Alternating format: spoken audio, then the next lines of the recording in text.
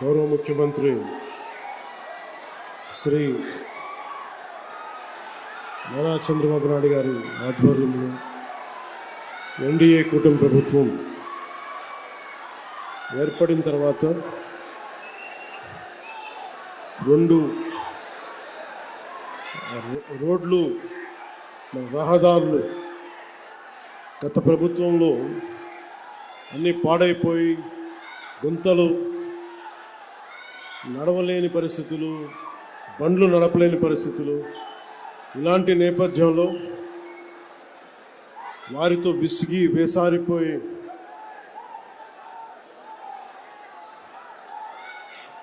కూటమి ప్రభుత్వానికి మీరందరూ మద్దతుగా నిలబడినందుకు మనస్ఫూర్తిగా మీ అందరికీ నా కృతజ్ఞతలు. పల్లె పండుగ 2.0 ఇది దాదాపు 6,000 కోట్ల పైతోటి పనులు ప్రారంభిస్తూ ఉన్నాం. నేను చాలాసార్లు చెప్తూ ఉంటా, కోనసీమకి ఈ మట్టిలో, ఈ నేలలో అగ్ని ఉంటుంది. అంటే ఖనిజ నిక్షేపాలు ఎప్పుడు బ్లోడ్ జరుగుతూ ఉంటాయి. ఈ తిండి తిన్న మీకు, ఈ గాలి పీల్చిన మీకు ఎంత తెగింపు, ఎంత పౌరుషం ఉంటుందో నేను బాగా అర్థం చేసుకున్నాను.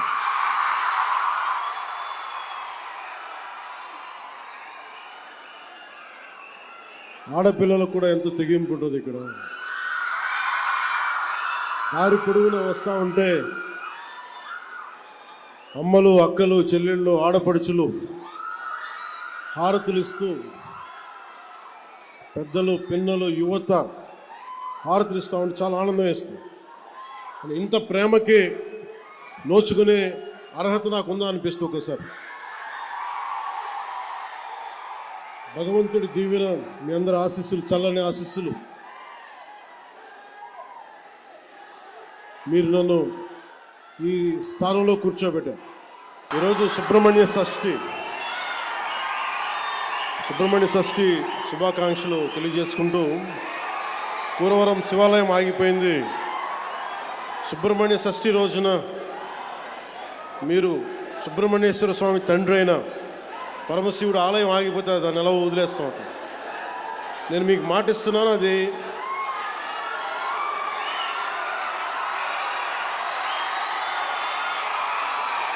పూర్తి చేద్దాం. టైం లైన్ చెప్పడానికి నాకేముందంటే, నాకు అది ఏ స్థాయిలో ఉందో తెలియట్లేదు. అందుకని మీరందరూ సంసిద్ధంగా ఉంటే వచ్చే సంవత్సరం లోపే దాన్ని నేను కూడా కొంత నా వ్యక్తిగత నిధులు ఇస్తాను దానికి.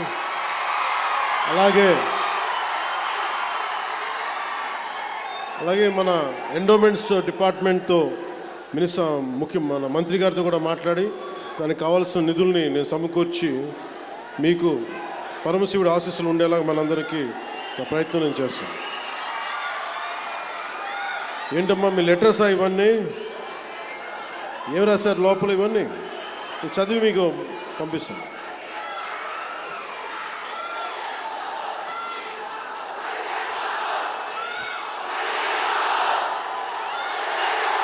అలాగే కోనసీమ జిల్లా మినీ గూడ్స్ యూనియన్ డ్రైవర్ సోదరులందరికీ కూడా జీవో 20,000 ఏదో పెట్టారు. కొత్తగా వచ్చిన జీవో స్పాట్ క్యాష్ అనేది మీరు చెప్తా ఉన్నారు. దీన్ని ఒకసారి అధికారులతో మాట్లాడి, ఇలాంటి పిచ్చి పనులు వాళ్ళు చాలా చేశారు. గ్రీన్ ట్యాక్స్ తగ్గించాం మనం, అందుకని దీన్ని ఎలా కరెక్ట్ చేయాలి ఒకసారి అధికారులతో మాట్లాడి, మీరు ఇబ్బంది పడకుండా దీని మీద ఒక ప్రయత్నం చేస్తాను. అంతేగాని మీరు నన్ను రోడ్డు మీద ఆపేసి గొడవలు పెట్టుకోకండి నాతో. ఒకసారి ప్రేమ ఎక్కువ ఉన్న చోట ఏమైపోతుందో హక్కు వచ్చేస్తుంది. సో ఆ హక్కుతో అంటే ముఖ్యంగా నేను పర్యటనలకు వచ్చినప్పుడు వచ్చే ప్రతి ఒక్కరికి ప్రేమతో పలకరించే ప్రతి ఒక్కరికి కూడా నా విన్నపం, నాకు సెక్యూరిటీ ఇబ్బందులు ఉన్నాయి నాకు.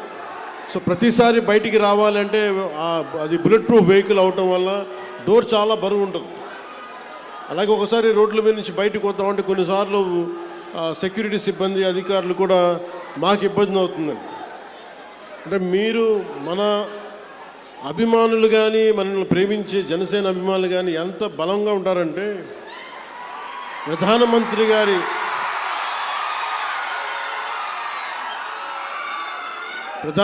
గారి ఎస్పీజీ గ్రూప్ కూడా, ప్రధానమంత్రి భద్రతా వ్యవహారాలని పర్యవేక్షించే ఎస్పీజీ వాళ్ళు కూడా నాకేం చెప్తారంటే, మీ వాళ్ళతో మేము పడలేం. ప్రధానమంత్రి గారికి మేము ఏ పర్యటనకు తీసుకెళ్ళినా, మేము కాశ్మీర్లో పర్యటన పెట్టుకున్నా మాకు ఇబ్బంది ఉండదు, మాకు భయం ఉండదు. కానీ మేము మీరున్న సభలకి రావాలి, మీ జనంతో రావాలి అంటే మేము మీ ఉత్సాహాన్ని ఎలా ఆపాలో తెలియట్లేదు మాకు. మీరు అందరూ అంత మిలిటెంట్గా ఉంటారు, అంటే ప్రేమ చూపించినా అలాగే ఉంటుంది మీది. చాలా రా లవ్ మీరు. అలాగే మీరు గొడవ పెట్టుకున్నా కూడా అంతే గట్టిగా ఉంటుంది. అంత గొడవ పెట్టుకుంటేనే కదా గత ప్రభుత్వంతో మనం పల్లి పండుగ 2.0 చేసుకోగలుగుతున్నాం. అంటే మీరే లేకపోతే, మీ ఉత్సాహమే లేకపోతే, మీ తెగింపే లేకపోతే ఈరోజు కుటుంబ ప్రభుత్వం ఈ పరిస్థితులు అయితే ఉండేది కాదు. గంటాపదంగా చెప్తున్నాను.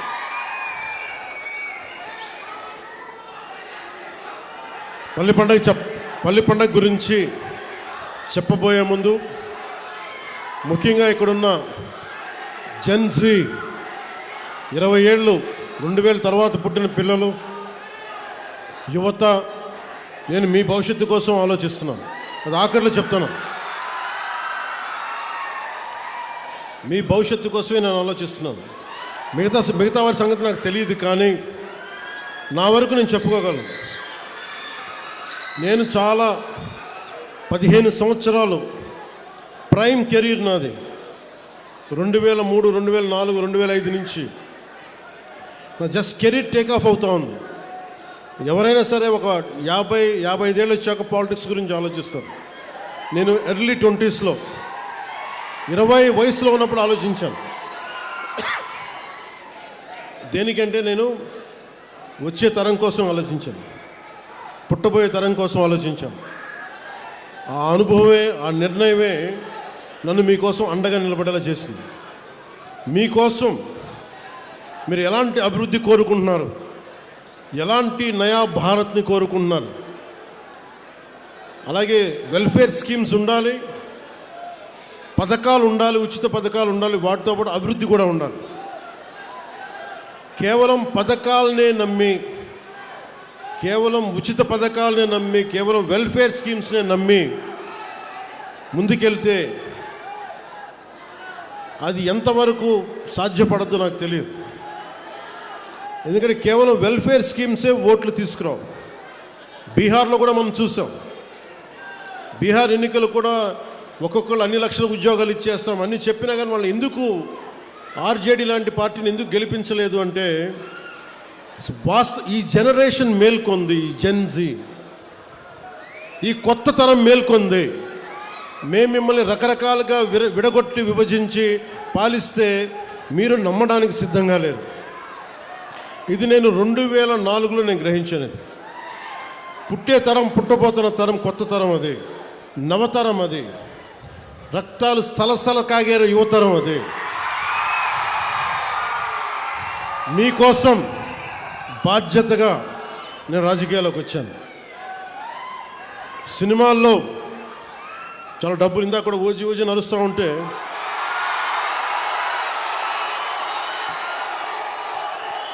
ఓజీ లాంటి సినిమాలు మనం 2004 తర్వాత కొట్టేవాళ్ళం. కానీ సినిమాల మీద నాకు దృష్టి లేదు, నాకు సమాజం మీద ఉంది నా దృష్టి. ఈ మధ్యన మీరు బాధపడుతున్నారని చెప్పి కొంచెం దృష్టి పెట్టాను ఓజీ గురించి.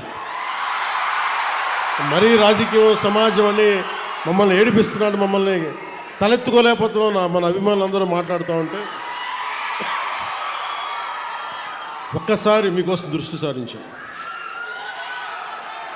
ఎందుకంటే నాకు సినిమాలు ఒకే నా బతుకు తెరువు, నా జీవనాధారం. రాజకీయం నా బాధ్యత. నా దేశభక్తిని చూపించుకోవడానికి, నా సామాజిక బాధ్యతను నిర్వర్తించడానికి నేను ఎంచుకున్న బాధ్యత ఇది. సో మీకోసం ఇలా చేయబట్టే నేను దాదాపు ఈ రోజున పల్లె పండుగ ఈ 2.0 సందర్భంగా మనం దాదాపు 6,000 కోట్ల రూపాయలతోటి పనులు మొదలు 6,787 కోట్ల రూపాయలతోటి 13,326 గ్రామ పంచాయతీల్లో 53,382 పనులని మనం ప్రారంభించబోతున్నాం. దీనికి మీరు 5 సంవత్సరాల క్రితం గత ప్రభుత్వ పాలన చూశారు. ఈ 5 సంవత్సరాల కాలంలో మీరు ఒకసారి జ్ఞాపకం తెచ్చుకుంటే మీకు ఏం గుర్తొస్తాయి చెప్పండి. వాళ్ళు చేస్తున్నారు గుంతలున్న రోడ్లలో చేపలు పట్టడాలు, రోడ్లు వేయకపోవడాలు, కాలువలు మరమ్మతులు చేయకపోవడాలు, ఏదన్నా అడిగితే కేసులు పెడతారు. ఇలాంటి భయానకం వాతావరణం నుంచి ఈ రోజున హక్కుగా కోనసీమ జిల్లా మినీ గూడ్స్ యూనియన్ డ్రైవర్లతో సహా మీరు వచ్చి మాకు ఈ సమస్య ఉందని చెప్పుకోగలుగుతున్నారు. నేను దానికి స్పందించగలుగుతున్నా. కానీ ఇదే మీరు గత ప్రభుత్వంలో కానీ ఒక్క ఎమ్మెల్యే దగ్గర కూడా మీరు చేయగలిగేవాళ్ళ. ఎంత భయపెట్టారు మిమ్మల్ని, ఎంత భయానకం వాతావరణం క్రియేట్ చేశారు. అంటే ఇదంతా మీరు ఒక్క యువత తీసుకున్న నిర్ణయం. మీరు ఒక సరైన నిర్ణయం తీసుకొని ఒక సరైన కూటమి ప్రభుత్వాన్ని మీరు నారా చంద్రబాబు నాయుడు గారి నాయకత్వంలో, గౌరవ ప్రధానమంత్రి గారి నాయకత్వంలో కూటమి ప్రభుత్వాన్ని మీరు ఎంచుకోగానే ఇన్ని వేల కోట్లు మనం ఈ రోజున ఖర్చు పెట్టగలుగుతున్నాం. కేవలం మీరు ఒక నిర్ణయం తీసుకున్నారు. మేము ఈ ప్రభుత్వం కాదు కొత్త ప్రభుత్వాన్ని చూస్తాం. ఈరోజు నేను మిమ్మల్ని ఒకటే కోరుకుంటా ఉన్నాను. ఇందాక కొబ్బరి చెట్లు చూసి వచ్చాను. దెబ్బలు తిన్నాయి. అక్కడ శంకరగుప్తం మండలంలో శంకరగుప్తం డ్రైన్లో బాగా ఇబ్బంది అయిపోయింది. అక్కడ కొబ్బరి చెట్లన్నీ మొత్తం మొదలు పోతూ ఉన్నాయి. వెళ్ళి చూసి వచ్చాను. చూసొస్తే డ్రైన్ లేవు, డ్రైన్లు పూడికలు తీయలేదు. మీరు ఎవరన్నా మాట్లాడగలిగారా అంటే మాట్లాడడం, కానీ వినే నాయకులు లేరు ప్రభుత్వం, గత ప్రభుత్వంలో. ఈ రోజున నన్ను కానీ గౌరవ ముఖ్యమంత్రి చంద్రబాబు నాయుడు గారిని కానీ మీరు ఏమన్నా కానీ ఇది మేము ప్రజాస్వామ్యాన్ని నమ్ముతాం. మీకోసం ఒక మాట విని మీరు ఒక చిన్న పిటిషన్ ఇస్తే మేము తీసుకొని మేము దాన్ని సరిదిద్దడానికి ప్రయత్నం చేస్తూ ఉన్నాం. కానీ మనం వారసత్వంగా వచ్చినాయి మనకి అంటే అప్పులు, వాళ్ళు చేసిన దోపిడీ, ఏ విధి విధానాలు లేకుండా అనేక సమస్యలు వారసత్వంగా ఇచ్చేశారు. నేను ఇక్కడ మనకు కనిపిస్తున్న కోనసీమ కొబ్బరి సీమ. ఇది ఒక కొబ్బరి చెట్టు మనకి ఫలం ఇవ్వాలి అంటే కనీసం 8 నుంచి 10 సంవత్సరాలు పడుతుంది. పూర్తి స్థాయిలో దాని ఫలితం చూడాలంటే కనీసం 15 సంవత్సరాలు పడుతుంది. నేను ఈ రోజున మిమ్మల్ని అడిగేది ఎలక్షన్ ముందు అడగట్లేదు, ఇప్పుడే అడుగుతున్నాను. వచ్చే 15 సంవత్సరాలు ఈ కూటమి ప్రభుత్వానికి మీరు అండగా ఉండాలి. ఒక కొబ్బరి చెట్టుకి మీరు ఎంత కొబ్బరి చెట్టుని పాతే అది 10 దశాబ్దం తర్వాత ఫలితం ఇస్తుంది. అలాగే మీరు పెట్టుకున్న నమ్మకం అన్ని సమస్యని రాత్రికి రాత్రి చేయటం కుదరదు. కానీ నేను మీకు మాటిస్తున్నాను, ఇక్కడ ఉన్న యువత అందరికీ మాటిస్తున్నాను, పెద్దలకి మాటిస్తున్నాను. నేను చాలా ప్రైమ్ ఏజ్లో వచ్చాను. నేను పాలిటిక్స్కి ఎర్లీ 30sలో వచ్చాను. నేను దేనికి వచ్చానంటే నేను ఎంతసేపు మనం జై హిందులు కొడతాం, మహాత్మా గాంధీ గారికి దండలేస్తాం, నేతాజీ సుభాష్ చంద్రబోస్ గారికి సెల్యూట్లు కొడతాం, దేశభక్తి అంటాం. కానీ వాస్తవంగా వచ్చేటప్పటికి సామాజిక బాధ్యత కానీ దేశం పట్ల భక్తి కానీ చూపించడానికి చాలా వెనకాడతాం. నేను ఎప్పుడు వెనకాడలా, ఒక అడుగు ముందుకేశాను. గెలుస్తానో ఓడిపోతానో, అసలు ఉంటానో పోతానో నాకే తెలియదు. నేను ఒక విప్లవ స్ఫూర్తితో అడుగుపెట్టాను. నేను నా సమాజం కోసం నిలబడాలి, నా దేశం కోసం నిలబడాలని ఆ కమిట్మెంట్. అసలు ఈ ఎన్నికల్లో నేను నేనే గెలుస్తానో లేదో నాకు తెలియదు, నేను ఓడిపోతానో లేదో నాకు తెలియదు, గెలుస్తానో లేదో నాకు తెలియదు. ఒకే ఒక్క హోప్ ఇచ్చింది నాకు, రాజోలు హోప్ ఇచ్చింది పోయిన ఎన్నికలు. ఈరోజు కూటమి ప్రభుత్వం చూస్తున్న 151 శాసనసభ్యులు కానీ 21 పార్లమెంట్ సభ్యులు కానీ వీటికి మూలాధారం, వీటికి అంకురార్పణ రాజోల్లో పడింది 2019. ఒక చిన్న దీపం మిగతా దీపాలని ఎలా వెలిగిస్తుందో, ఒక కొవ్వొత్తిని వెలిగించి ఎలాగ మిగతా 5 కొవ్వొత్తులు మనం ఎలా వెలిగించాము, 5 దీపాలు మనం ఎలా వెలిగించాము ఒత్తుల్ని, అలాగా నాకు 2019లో మీరు వెలిగించినది చిన్నపాటి ఆశ, మినుకు మినుకు అంటే విజయం. వెళ్ళిపోయిన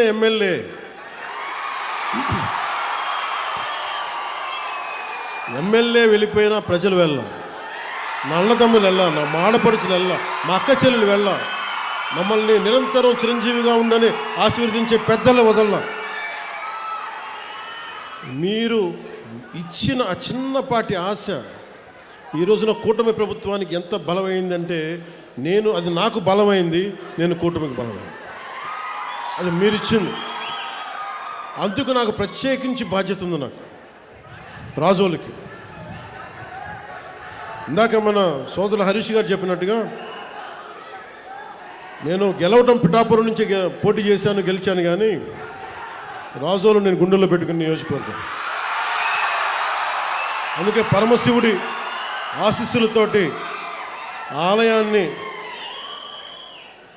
మొత్తం నేను అతి త్వరలో దానికి నిర్మాణానికి పూర్తి స్థాయిలో నా సహకారాన్ని దానికి అందిస్తాను.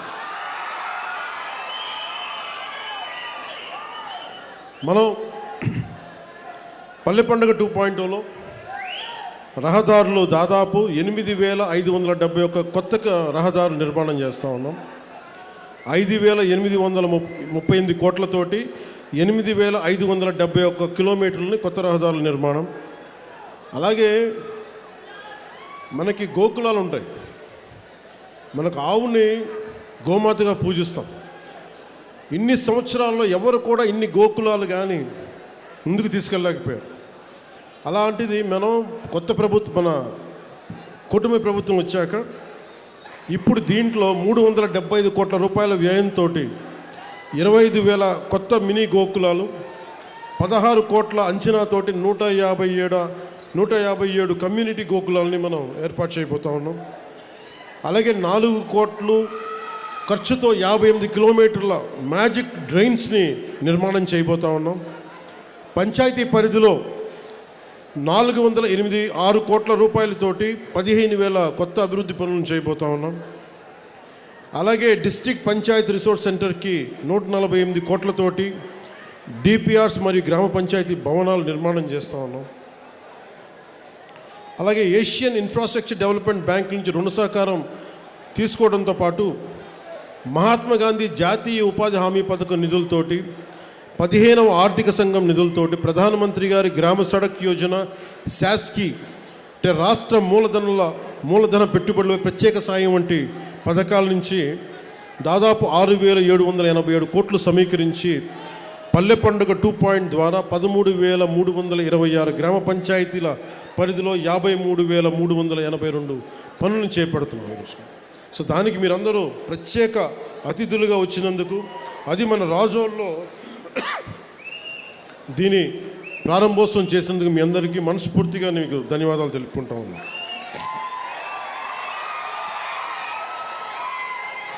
ముఖ్యంగా మన కోనసీమ జిల్లాల రహదారులు దుస్థితి చూశాక ఈ జిల్లాకి అదనంగా 100 కోట్ల రూపాయలు ప్రత్యేకంగా మంజూరు చేస్తూ ఉన్నాం.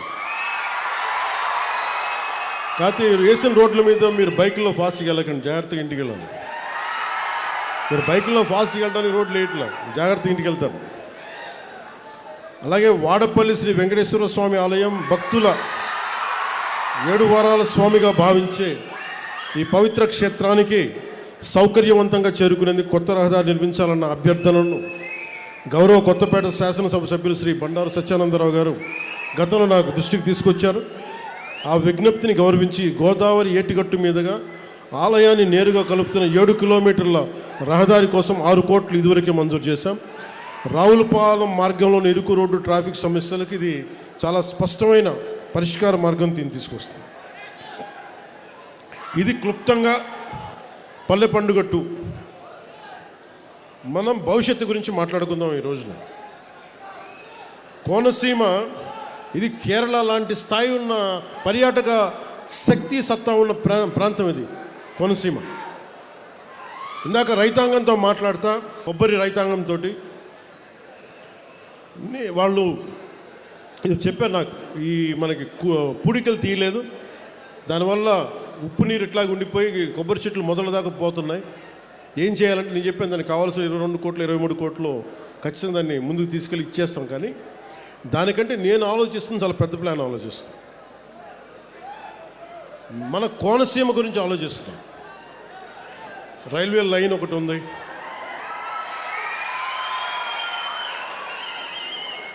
గత ప్రభుత్వానికి అండగా ఉండే పత్రికలు కొన్ని మీరేం చేశారని మాట్లాడుతూ ఉంటారు. మేము మీలాగా దోచేయట్లా, మీలాగా ఎవరైనా పిటిషన్ ఇస్తే భయపెట్టట్లా,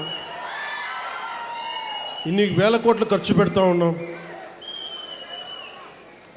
అందరికీ సకాలానికి జీతాలు ఇస్తూ ఉన్నాం, మీరు ఇచ్చిన దానికంటే పెన్షన్లు ఇంకా బలంగా ఇస్తున్నాం, వికలాంగుల పెన్షన్లు బాగా ఇస్తున్నాం మీకంటే కూడా. వీటన్నిటి మధ్యలో ఛాలెంజ్ ఏంటంటే వీళ్ళు ఏది కూడా మీ దృష్టిలో పెట్టుకోవాల్సింది ముఖ్యంగా యువత. ఎందుకంటే నేను 2014లో 9లో మాట్లాడినప్పుడు చాలామందికి నేను మాట్లాడుతుంది ఎంతవరకు వాస్తవ రూపం దాలుస్తుంది, నేను పడికట్టు పదాలతో మాట్లాడే రాజకీయ నాయకుడు నేను కాదు, నాకు తెలియదు. నేను ప్రేమగా మాట్లాడతాను, గుండెల్లోంచి మాట్లాడతాను. నాకు 2 మాటలు నాకు తెలియదు. గొడవ పెట్టుకున్నా ప్రేమించిన ఒకటిలాగా ఉంటుంది. గొడవ పెట్టుకుంటే శత్రువు అనుకుని గొడవ పెట్టుకుంటాను, మళ్ళీ వెనక్కి వెళ్ళను. ప్రేమించిన నా ఇంట్లో వాడిని కూడా ప్రేమిస్తాను. సో నేను మీకోసం నేను ఉన్నాను ఇక్కడ. చాలామంది మాట్లాడుతున్నారు ఈ మధ్యన విప్లవాలు వచ్చేస్తాయి, నేపాల్ తరహాలో, శ్రీలంక తరహాలో, బంగ్లాదేశ్ తరహాలో యువత రోడ్ల మీదకి వస్తారు, గొడవ చేస్తాను. ఈ దేశంలో చాలామంది కలలు కంటా ఉన్నారు. అలా చెయ్యాలి అంటే, అలా గొడవలు రావాలి అంటే అది ఎన్డీఏ ప్రభుత్వం కాదు, గత ప్రభుత్వం కనుక ఇంకొక సంవత్సరం ఉంటే ఖచ్చితంగా ప్రజలు రోడ్ల మీదకి వస్తారు. అలాంటి తిరుగుబాట్లు నడపడానికి మేము ఎప్పుడు సిద్ధంగా ఉండాం. అదృష్టవశాత్తు మన ప్రజాస్వామ్యం చాలా బలమైంది, మీ నిర్ణయం అమూల్యమైంది. కాబట్టి గొడవలు లేకుండా ఒక్క ఓటు అనే ఒక ఆయుధంతో మొత్తం ప్రభుత్వాన్ని మార్చేశారు మీరు. ఇప్పుడు మన ముందున్న బాధ్యత ఏంటి? మా ముందున్న బాధ్యత, నేను మీ భవిష్యత్తు కోసం ఆలోచిస్తున్నా. మీకు ఎలాంటి ఉపాధి కావాలి, ఎలాంటి మీకు టాలెంట్ ఉంటే మీకు అద్భుతంగా ఉంటుంది. ఉదాహరణకి మన కోనసీమ వాతావరణం తీసుకుందాం. ఇక్కడ బ్యాక్ వాటర్స్ ఉన్నాయి. కేరళలో బ్యాక్ వాటర్ టూరిజం చాలా అద్భుతమైంది. ఎక్కడెక్కడో విదేశాల నుంచి ఆ పడవల్లో ఉండి అక్కడే వాళ్ళు వండుకొని వాళ్ళకి బోల్డంత డబ్బులు వస్తాయి అక్కడికి. దానివల్ల బోల్డంత ఉపాధి అవకాశాలు, బోల్డంత మనకి టూరిజం ఇన్కమ్. అలాగే తమిళనాడులో షూటింగ్లకి తమిళనాడుకి వెళ్తారు, వద్దు అవసరం లేదు. మన కోనసీమ వస్తే అసలు కొబ్బరి తోపులు చూస్తే ఎంత అద్భుతంగా ఉంటుంది ఇక్కడ. ఈ అందాన్ని ఎక్కడన్నా కొట్టగలవా? తిరిగి సృష్టించగలవా ఈ అందాన్ని? సో దీన్ని సినిమాల ద్వారా కానీ అంటే ఎన్ని అవకాశాలు ఉన్నాయి అంటే మనం చేసుకోవడానికి కోనసీమకి ఇన్ని అవకాశాలు. అలాగే యువతగా పిచ్చి తెగింపు ఉంది మీ దగ్గర. ఏం తెగింపు ఉంది? మీరు పట్టుకున్న జెండా కర్రే అది ఒక తుపాకీలాగా అయిపోతుంది మీ చేతుల్లో. ఆ కనిపించే జెండా కర్ర ఒక బాణాకర్ర అయిపోద్ది. మీకు ఇవ్వగలిగేది ఏంటి ప్రభుత్వాలు? మీ భవిష్యత్తు కోసం మీకు ఎలాంటి మీకు స్కిల్స్ ఇవ్వాలి? మిమ్మల్ని ఏ స్కిల్ మీకు ఇస్తే మీరు అద్భుతంగా తయారవుతారు. అంతేగాని కూర్చోబెట్టి నేను కోరుకుంటున్నది ఒకటే, ఒక దేశం తాలూకు నిజమైన డెవలప్మెంట్ ఎప్పుడంటే వెల్ఫేర్ స్కీమ్స్ తగ్గి ఉపాధి అవకాశాలు పెంచగలిగితే ఆ దేశం నిజమైన అభివృద్ధిలోకి వెళ్తుంది. ప్రస్తుతానికి మనం ఇస్తున్న వెల్ఫేర్ స్కీమ్స్ అన్నీ ఉండాలి, కానీ నిజమైన అభివృద్ధి ఎట్లా అంటే వెల్ఫేర్ స్కీమ్ అవసరం లేని పరిస్థితుల్లో అత్యంత తక్కువ శాతం ప్రజలు ఉండాలి. ఎక్కువ శాతం ప్రజలు వాళ్ళ స్వయం శక్తి మీద, వాళ్ళ కాళ్ళ మీద వాళ్ళు నిలబడగలిగే సత్తాని ప్రభుత్వాలు కానీ పాలసీలు, పబ్లిక్ పాలసీల ద్వారా కానీ తీసుకురాగలిగితే అది నిజమైన అభివృద్ధి. నారా చంద్రబాబు నాయుడు గారి నాయకత్వంలోని కూటమి ప్రభుత్వం, ప్రధానమంత్రి గారి నాయకత్వంలోని కూటమి ప్రభుత్వం ఆ దిశగానే ఆలోచిస్తూ ఉంది. వెల్ఫేర్ స్కీమ్స్ ఉంటాయి. వెల్ఫేర్ స్కీమ్స్తో పాటు అసలు వెల్ఫేర్ స్కీమ్ పరిస్థితుల్లో కంటే కూడా అభివృద్ధిని ఎలా చేయాలి, మనం ఏ రకంగా తీసుకెళ్ళాలి, ఏ రోడ్లు, నేను ఏ మూలకెళ్ళండి రోడ్డు మీదకి వచ్చినా, ఏ మూలకెళ్ళినాక నన్ను అడిగేది ఒకటే. మొన్న ఏదో ఏ ఊరు వెళ్ళాం, మొన్న ఏ ఊరు వెళ్ళిందమ్మా, మన ఐఎస్ఐ జగన్నాథపురం వెళ్ళాం. ఫస్ట్ మన ఏలూరు వెస్ట్ గోదావరి వెళ్తే ఒక ఆడపడుచు బిడ్డను తీసుకొని గొడవ పడతా నా దగ్గరకు వచ్చి, అసలు పోలీసుని అందరినీ నెట్టి నా దగ్గరకు వచ్చి అదేదో ఇస్తుంటే ఫైన్ నాకు అంటే నాకు ఇబ్బంది ఎలా ఉంటుందంటే, ఒకసారి నాకు బయట ఏం జరుగుతుందో అర్థం కాదు. బయటికి వద్దాం రోడ్లో నుంచి అంటే, బండిలో నుంచి అంటే ఒకవైపు మీద పడే మన అభిమానం, ప్రేమ అభిమానం, నేను బయటికి రాలేవు. వీటి మధ్యలో చాలామంది పిటిషన్లు ఇస్తూ ఉంటారు. నేను తీసుకోలేక కాదు, నాకు అది పొగరు కూడా కాదు, నాకేం నిస్సహాయత. ఒకవేళ పాపం సెక్యూరిటీ వాళ్ళు కూడా అందరూ చూస్తూ ఉన్నారు, వాళ్ళు కూడా 100 మందిని తోయగలరు, 500 మంది వస్తే వాళ్ళు కూడా ఎక్కడ తోస్తారు. ప్రధానమంత్రి గారు ఎస్పీజీ చేతులు ఎత్తేస్తారు. ఒకసారి మీరు దయచేసి రావద్దని కోరుకుంటున్నాం. మీరు రాకపోతే మాకు చాలా సంతోషం, కానీ ప్రధానమంత్రి నన్ను కోరుకుంటారు రమ్మని చెప్పి అందరూ తప్పదు. కానీ మొన్న ఐఎస్ జగన్నాథపురం వెళ్తే ఒక ఆడపడుచు కూర్చొని రోడ్డు అందరితో మనకి కొట్లాడి పోట్లాడి, నేను ఇంకా ఆవిడ పరిస్థితి చూసి ఆపాను. ఇవ్వండమ్మా అంటే ఆవిడొచ్చి ఒకటే ఒక అడిగింది, అన్న మాకు రోడ్డు లేదన్నా ఇక్కడ. ఒక ఆడపడుచు వచ్చి బిడ్డని సంకనెత్తుకొని అడుగుతుంది, రోడ్డు అడుగుతుంది, ఇన్ఫ్రాస్ట్రక్చర్ అడుగుతుంది అమ్మాయి. కనీసం రోడ్డు వేయండి మాకని. నాకు ఇచ్చి ఒక 2000 పెన్షన్ ఇమ్మని అడగట్లేదు ఆవిడ, నా బిడ్డకి ఉచిత చదువు ఇమ్మని అడగట్లే. కానీ ఏమడుగుతుందంటే ఒక రోడ్డు వేయండి అన్నాను. అంటే రోడ్డు అనేది ఎంత కీలకమైందంటే ఈ పల్లి పండుగ నేను అంత కమిటెడ్గా నేను చేస్తున్నాను.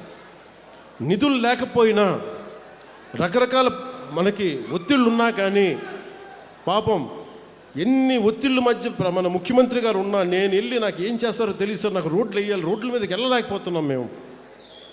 మన కమిట్మెంట్ ఇది. అంటే పాప ఆయన కింద పడి తర్జన భర్జనలు పడి పాపం ఈరోజు మనకి ఇన్ని కోట్లు ఇవ్వగలుగుతున్నారు, అంటే కేంద్ర ప్రభుత్వం కానీ రాష్ట్ర ప్రభుత్వం కానీ. అంటే ఇవన్నీ ఎందుకు చెప్తున్నానంటే, మనము సగటు మనిషి కోరుకుంటుంది డెవలప్మెంట్ కోరుకుంటున్నాడు. నాకు నా సొంత కాళ్ళ మీద నిలబడగలిగే స్వశక్తిని నాకు ఇవ్వండి, నాకు అది మాకు ఇవ్వండి, మాకు ఇవ్వండి అని కోరుకుంటున్నాను. నేను ఆ దిశగా నేను ఆలోచిస్తున్నాను. ఎందుకంటే ఎంతసేపు చేపలు పట్టి కూడా నేర్పించాలి, కానీ చేపలు ఇవ్వడం ఒక్కటే సరిపోదు. కొన్నిసార్లు అవసరం, కొంతమందికి అవసరం. దివ్యాంగులు ఉంటారు, వాళ్ళు పనులు చేసుకోలేరు. కానీ దివ్యాంగుల్లో కూడా ఎంత గొప్ప వాళ్ళు ఉన్నారంటే, నేను మన పిఠాపురంలో వెళ్తే పెన్షన్ ఇస్తే ఆవిడ తిరిగి వచ్చి, అన్న దీన్ని ఎవరికన్నా ఇంకొక లేని వాళ్ళకి ఇవ్వండి అని చెప్పి దివ్యాంగురాలు ఒక ఆవిడ వచ్చింది. అంటే ఈ స్థాయిలో ఉన్నారు మనుషులు, ఇంత గొప్ప వాళ్ళు ఉన్నారు. సో నేను కోరుకుంటుంది, మీకు బలమైన భవిష్యత్తు ఇవ్వడానికి నేనున్నాను. మీకోసం మీ ఆశలు, మీ కోరికలు, మీ ఆశయాలు, మాకు భవిష్యత్తు కావాలి, ఉపాధి కావాలి, పరిశ్రమ రావాలంటే మాకు స్కిల్ డెవలప్మెంట్ కావాలి. స్కిల్ డెవలప్మెంట్ కావాలంటే మీ ఏదైనా చదువుకోవాలి. లేదంటే నేను ఎదిగిపోయాను కానీ నాకు చదువుకోవడానికి లేదంటే మీకు నైట్ టైమ్స్ ఉండే మీకు రాత్రుల పూట వయోజన విద్యలు ఏమైనా ఉన్నాయేమో, ఇప్పుడు స్కిల్ అప్గ్రేడేషన్ ఏదైనా కావాలేమో, ఇలాంటివన్నీ ఆలోచించడానికి it takes a lot of time, చాలా సమయం అవసరం పడుతుంది. మీరు బైకుల మీద, రోడ్ల మీద మీరు యాక్సిలేటర్ ఇస్తూ ఉంటే నాకు ఏం అర్థమో తెలుసో నాకు. మీ ఎనర్జీ అది, మీ శక్తి. మీ శక్తిని దేశం కోసం, సమాజం కోసం ఛానలైజ్ చేయగలిగితే మనం అమెరికాకి వెళ్ళాల్సిన అవసరం ఉంటుందా? మన రాజోల నుంచి గల్ఫ్కి వెళ్ళాల్సిన అవసరం ఉంటుందా? 15,000 కుటుంబాలు రాజోల నుంచి గల్ఫ్కి వెళ్ళే అవసరం ఉంటుందా? మనకే ఇక్కడ సంపద అద్భుతంగా ఉంటాయి. అన్నీ నేను కోరుకుంటున్న భారతదేశం, స్వయం శక్తి మీద నిలబడే భారతదేశం, ఎవరికి తలవంచని యువ భారతం నేను కోరుకుంటున్నాను. ఏ దేశానికి తలవంచని యువ భారతం. మీలో ఉన్న నిగూఢమైన శక్తిని, మీలో ఉన్న అణగారిన శక్తిని బద్దలు కొట్టి బయటికి తీసే నాయకత్వం కావాలి ఇక్కడ. ఆ నాయకత్వం ఈరోజు మీరు ఇచ్చారు. మీరు కుటుంబ ప్రభుత్వం దగ్గర మీకు అండగా నిలబడ్డారు. లా అండ్ ఆర్డర్ ఒకటి. గంజాయి, నేను గంజాయిని చూస్తూ ఉంటాను. గంజాయి ఎందుకు తాగుతారు? హై కావాలి వాళ్ళకి, ఏదో సాధించాలని. యువతకు నేను ఇదే చెప్తున్నాను, జెన్జీ యువతకి. గంజాయి మత్తులో మీరు వెళ్తున్నారు అని చాలా వీరని కాదు, జస్ట్ చేసేవాళ్ళకి చెప్తున్నాను. మీరు get in to martial arts నేర్చుకోండి. కొట్లాడి బాక్సింగ్ నేర్చుకుని తిరగండి, పరిగెట్టండి. మీకు going to some kind of sports. అప్పుడు హై తెలుస్తుంది మీకు. గంజాయి మత్తుల్లో, మాదక ద్రవ్యాల్లో ఉండదు. చాలా ఫ్రస్ట్రేషన్స్ ఉంటాయి మీ అందరికీ. నాకు ఫ్రస్ట్రేషన్స్ ఉండే 20s. నేను దాన్ని ఛానలైజ్ చేశాను. మార్షల్ ఆర్ట్స్కి వెళ్ళాను. నేను ఒక్కడిని ఒక నిర్ణయం తీసుకొని నన్ను డిసిప్లిన్ చేసుకుంటే ఈరోజు నాకు ఇంతమంది నిలబడ్డారు. మీలో ఒక్కొక్కడు నేను నిర్ణయం తీసుకొని నేను ఒక్కడిని అంటే అది ఏ స్థాయికి వెళ్ళింది? ఒక దేశ ప్రధానమంత్రి గారికి మనం కూర్చొని దృష్టిలో పడేంత స్థాయికి వెళ్ళింది. అలాంటిది మీలో ఎంత నిగూఢమైన శక్తి ఉంది ఒక్కొక్కరిలో. నేను మిమ్మల్ని కోరుకునేది, మిమ్మల్ని పథకాల పేరు మీద మిమ్మల్ని మెత్తని వ్యక్తులుగా చేయడానికి నాకు ఇష్టం లేదు. నాకు పథకాలు మీరు నడిచే వరకే. మీరు ఒకసారి మీ స్వయం శక్తి మీద మీకు నడిచారా, ఎవరి అవసరం రాదు, రాకూడదు కూడా. అలాంటిది మీరు గుర్తుపెట్టుకుని, నేను దేహి అంటే బాగుంటుందా మీకు? నేను అవసరం ఒకసారి అడుగుతేమో, కానీ రోజు దేహి అంటే ఒకరోజు ఇస్తారు, 2 సంవత్సరాలు ఇస్తారు, 3 సంవత్సరాలు ఇవ్వకపోతే ఏం చేస్తాం మనం? అందుకని నేను కోరుకుంటుంది ఏంటంటే, భవిష్యత్తులో నిజమైన అభివృద్ధి భారతదేశానికి, ఇది ఒక ఆంధ్రప్రదేశ్కే కాదు. ఉదాహరణకి నేను వెళ్ళి మన మంత్రివర్గం అందరితో మీటింగ్ చేశాను. మీటింగ్ చేస్తే ఈరోజు వాళ్ళు చాలా గొప్పగా, ఆర్భాటంగా 5 లక్షల ఉద్యోగాలు ఇచ్చామని చెప్పి సచివాలయాలని చెప్పారు పోయినసారి. వెళ్ళి చూస్తే వాస్తవానికి 4 లక్షల లోపే. ఇంకా 50,000 భర్తీ ఉంది ఒక చోట, ఒక పార్ట్లో. సో ఇవన్నీ చూస్తే వాళ్ళకి ఏ సర్వీస్ రూల్స్ అప్లై కావు. ఉట్టిపన్యానికి ఉద్యోగాలు ఇచ్చేశారు. ఎవరి దగ్గర నుంచి డబ్బులు తీసుకోవాలో తెలియదు, ఎవరు వాళ్ళకి హెడ్డో తెలియదు. ఇంత అగమ్య గోచరంగా ఒక పద్ధతి పాడు లేకుండా విభజించేశారు, ఉద్యోగాలు ఇచ్చేశారు. వాళ్ళకి ఎలా ప్రమోషన్స్ వస్తాయి? ఒక డిజిటల్ అసిస్టెంట్కి ప్రమోషన్ ఎలా వస్తుంది? లేదంటే ఈ కూర్చున్న ఒక సర్వే అసిస్టెంట్కి ఎలా ప్రమోషన్ వస్తుంది? ఏమి లేవు, సర్వీస్ రూల్సే లేవు. అంటే అలాంటి మీరు కూర్చొని తలలు నిమిరి, అంటే మీరు నాతో సహా ప్రతి రాజకీయ నాయకుడిని కూడా మీరు శల్య పరీక్షలు పెట్టాలి. యువత శల్య పరీక్ష మీరు పెట్టాలి. ఎందుకంటే మీరు బాధ్యతగా ఉంటే తప్ప నాయకులందరికీ భయం రాదు.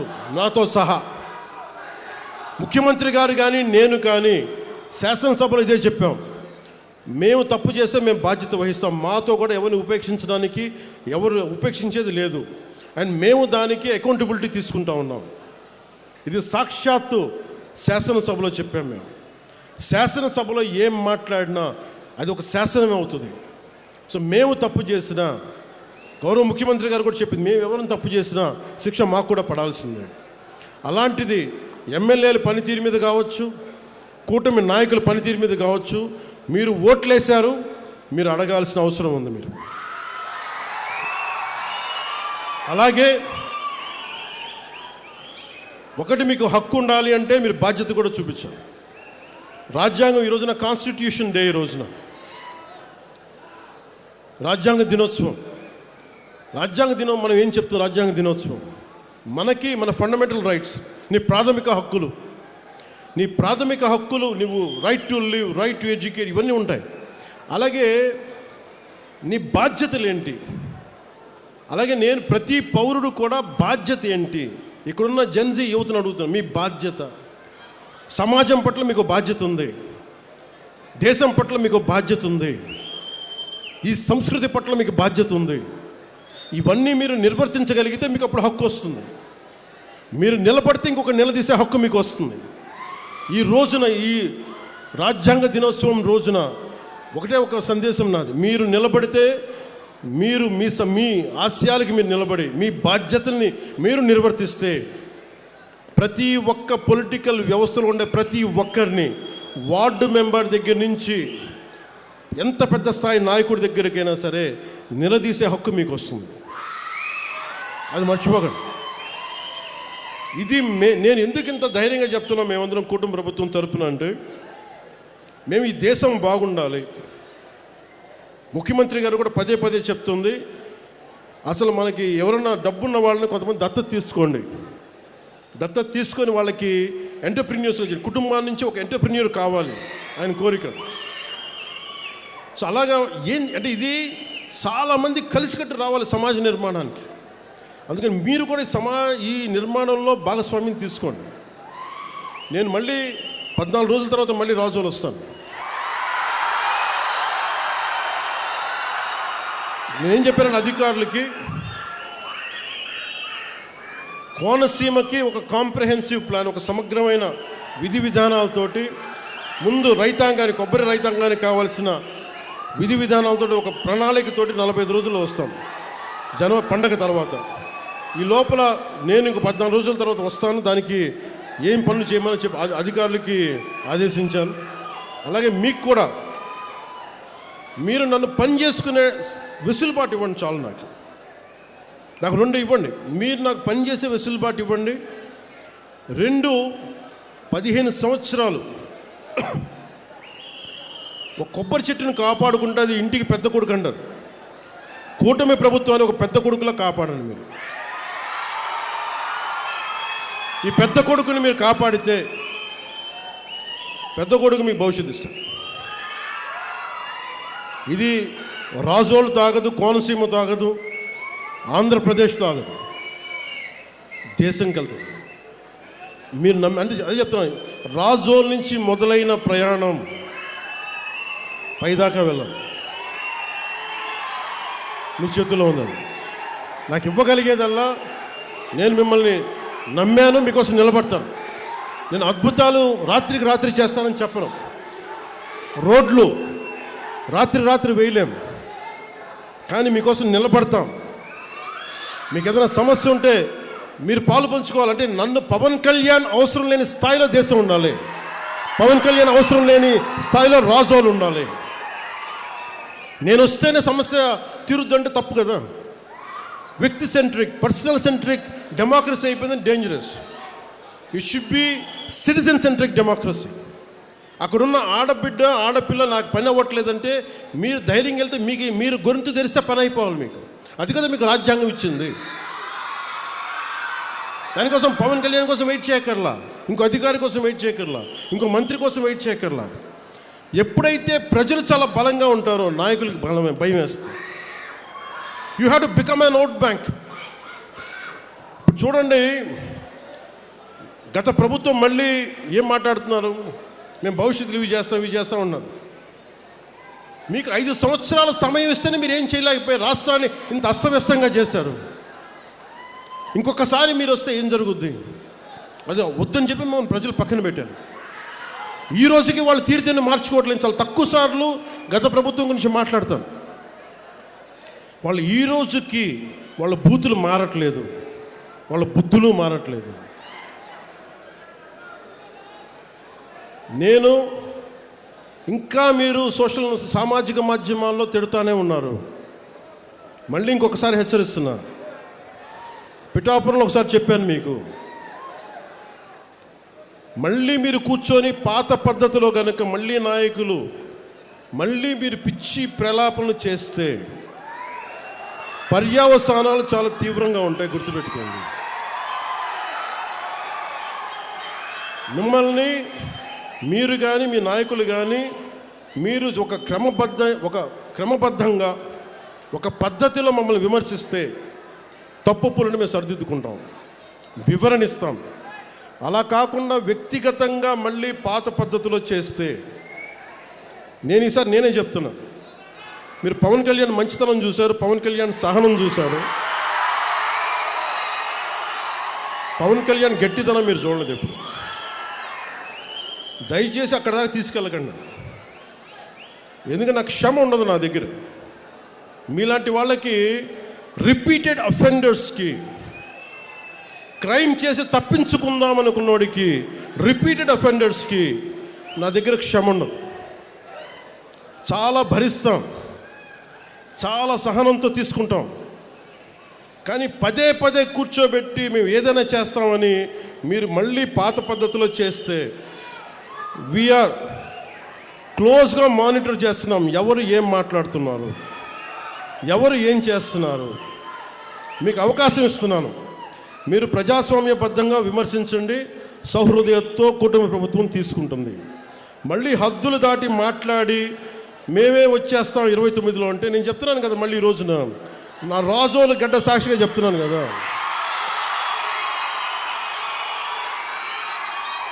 నా రాజోలు గడ్డ సాక్షిగా చెప్తున్నాను.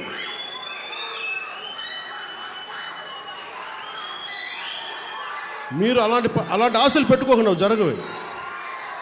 ఎందుకంటే ప్రజలు మమ్మల్ని నమ్మారు, మేము వాళ్ళ ముందుకు తీసుకెళ్తాం.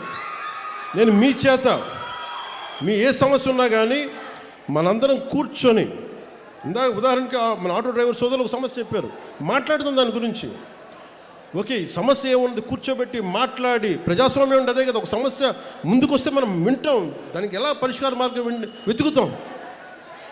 అందరం కలిసికట్టుగా దేశాన్ని, సమాజాన్ని నిర్మిద్దాం. అంతేగాని క్రిమినల్ యాటిట్యూడ్ తోటి ఎవరు వచ్చినా కానీ, అది నా పార్టీ జనసేన పార్టీలో ఉన్నా కానీ, కూటమి పార్టీలో ఎవరున్నా కానీ, ప్రజాస్వామ్యాన్ని గౌరవించిన నాయకులు ఎవరైనా సరే, నా సొంత పార్టీలో, మన సొంత పార్టీలో ఉన్నా సరే, జనసేనలో ఉన్నా సరే, నేను ఉపేక్షించను. అలాంటి నాయకుల్ని, అలాంటి వ్యవహారం నడిపేవాళ్ళు నేను వదులుకోవడానికి సిద్ధంగా ఉన్నాను తప్ప, నన్ను ప్రేమించే జనాన్ని వదులుకోవడానికి నేను సిద్ధంగా లేను. నేను ఇంత స్పష్టంగా నా మైండ్లో కానీ నా గుండెల్లో కానీ ఉన్నాయి. ఎందుకంటే నేను జెన్జీకి మీ భవిష్యత్తు కోసం నేను ఉన్నాను ఇక్కడ. ఎందుకంటే ఈరోజు మీ పెద్దవాళ్ళు అయిపోయారు, 40 ఏళ్ళు 50 ఏళ్ళు వచ్చేసినాయి. కానీ వాళ్ళందరికీ భవిష్యత్తు ఏం కోరుకుంటారు? వాళ్ళ బిడ్డల భవిష్యత్తు కోరుకుంటారు. మీ బిడ్డల కోసం ఆలోచించడానికి ఒక తండ్రి, ఒక తల్లి ఎలా ఆలోచిస్తారో కూటమి ప్రభుత్వం అలా ఆలోచించాలి. ఇప్పుడే అడుగు పెట్టాం, 18 నెలలు అయింది. ఇప్పుడు స్టార్ట్ చేశాం. మీ ఆశీస్సులు కావాలి, మీరు అర్థం చేసుకునే మనసు కావాలి. అందుకని నాకు మనస్ఫూర్తిగా రాజోల్ నుంచి ప్రతి ఒక్కరికి, ఆంధ్ర రాష్ట్రంలో ప్రతి ఒక్కరికి, మమ్మల్ని గెలిపించిన, కుటుంబ ప్రభుత్వాన్ని గెలిపించిన ప్రతి ఒక్కరికి 2 చేతులు జోడిస్తూ మీ అందరికీ కృతజ్ఞతలు తెలియజేసుకుంటూ, పదవులు ఎలా ఉంటాయి ఏముంటాయి నాకు ఎప్పుడు తెలియదు, ఆలోచించాలి. డిప్యూటీ సీఎం అవుతాను కూడా ఆలోచించాలి, ఎమ్మెల్యేగా గెలుస్తాను కూడా ఆలోచించాలి. నా కోరిక ఒకటే, కష్టంలో ఉన్నవాడికి సాయం చేయాలి అన్నదే ఒకటే. అదే నన్ను ఇక్కడ దాకా పట్టుకొచ్చింది. మీరు నన్ను మనస్ఫూర్తిగా నమ్మండి. ఇందాక చెప్పినట్టుగా ఒక ఇంటికి పెద్ద కొడుకు ఎలా ఉంటుందో, ఈ ప్రభుత్వాన్ని ఒక పెద్ద కొడుకుగా భావించి మీరు నమ్మండి. మీరు దీనికి ఒక 15 సంవత్సరాల సమయం కావాలి మాకు. అందుకని ఈ రోజున 100 కోట్లు ఇవ్వగలుగుతున్నామంటే 2014 నుంచి 19 వరకు, 2019 నుంచి 24 వరకు కనీసం ఎన్ని కోట్లు వచ్చినాయి మీరు చెప్పండి ఒకసారి మన కోనసీమకి. దీన్ని బట్టి మీరు అర్థం చేసుకుని ఎంత కమిటెడ్గా పనిచేస్తున్నామని. ఒకవైపు ఉపాధి మనకి ఏవైతే హామీలు చెప్పామో సూపర్ 6 అవి అమలు పరుస్తూ, రోడ్లు వేస్తూ, ఇన్ఫ్రాస్ట్రక్చర్ డెవలప్ చేస్తూ, చాలా ఒకవైపు వాళ్ళ దోపిడీని ఏం చేశారని బయటకు తీసుకొస్తూ చాలా ఇబ్బంది పడతా ఉన్నాం. వీటన్నిటి మధ్యలో కూడా ఇంత సమర్థవంతంగా రాష్ట్ర ప్రభుత్వాన్ని నడుపుతున్నామంటే గౌరవ ముఖ్యమంత్రి గారి నాయకత్వంలో మేమందరం కలిసి మీ ఆశీస్సులు కావాలి, మెండుగా కావాలి, మాకు బలాన్నిచ్చే మీ ఆశీస్సులు కావాలని కోరుకుంటూ మీ అందరితోటి నా కోనసీమ సోదరులకి, సోదరిమణులకి, ఆడపడుచులకి, అక్క చెల్లెళ్ళకి, కార్మిక సంఘాల నాయకులకి, ప్రతి ఒక్కరికి పేరు పేరున ధన్యవాదాలు తెలుపుకుంటున్నాను. వేదిక పైన ఆసీనులైన గౌరవ రాజోలు శాసనసభ సభ్యులు, సభాధ్యక్షులు దేవి వరప్రసాద్ గారికి, అమలాపురం పార్లమెంట్ సభ్యులు గౌరవ శ్రీ హరీష్ మధుర బాలయోగ్ గారికి, శ్రీ పేరాబత్తుల రాజశేఖర్ గారికి, శ్రీ ఐతాబత్తుల ఆనందరావు గారికి, గన్నవరం శాసనసభ్యులు గిడ్డి సత్యనారాయణ గారికి, శ్రీ బండారు సత్యానందరావు గారికి, బొమ్మిడి నాయకర్ గారికి, ఇతర శాసనసభ్యులు నాయకులకి, ప్రతి ఒక్కరికి పేరు పేరున నా హృదయపూర్వక కృతజ్ఞతలు.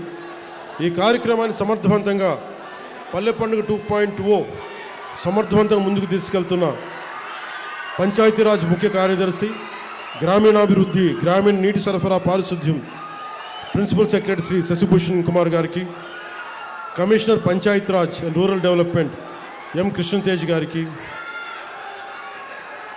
డిస్ట్రిక్ట్ కలెక్టర్ గారు మహేష్ కుమార్ గారికి, ప్రతి ఒక్కరికి నా ధన్యవాదాలు తెలుపుకుంటూ మరోమారు మళ్ళీ ఇంకో 14 రోజులతో మళ్ళీ కలుసుకుందామని తెలియజేసుకుంటూ సెలవు తీసుకున్నాను.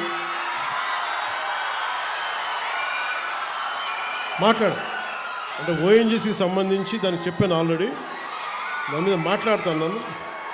అంటే ఇదేమవుతుందంటే ఇది చాలా మనం పని అయ్యేలా మాట్లాడాలి, గొడవ పెంచేలా మాట్లాడకూడదు. ఏదన్నా సరే పరిశ్రమలు కావాలి, పరిశ్రమల ద్వారా కొంత కాలుష్యం ఉండడం తప్పదు అది. కానీ కాలుష్యాన్ని ఎంత తగ్గించగలం, అలాగే ఎంత మనకి దానివల్ల జరిగే నష్టాన్ని ఎంత నివారించగలం, దాని మీద నాకు అవగాహన ఉంది. అధికారులు కూడా చెప్పారు, ఓఎన్జీసీ సంబంధించి మన కొబ్బరి చెట్లు కూడా ఏదన్నా ఇంపాక్ట్ అవుతున్నాయా అనేది కూడా దాని గురించి కూడా ఉంది. మాట్లాడి ఓఎన్జీసీ గెయిల్ బాధ్యతలకి అది కూర్చోబెట్టి దృష్టిలో ఉంది మాట్లాడాలి. Thank you. జై హింద్.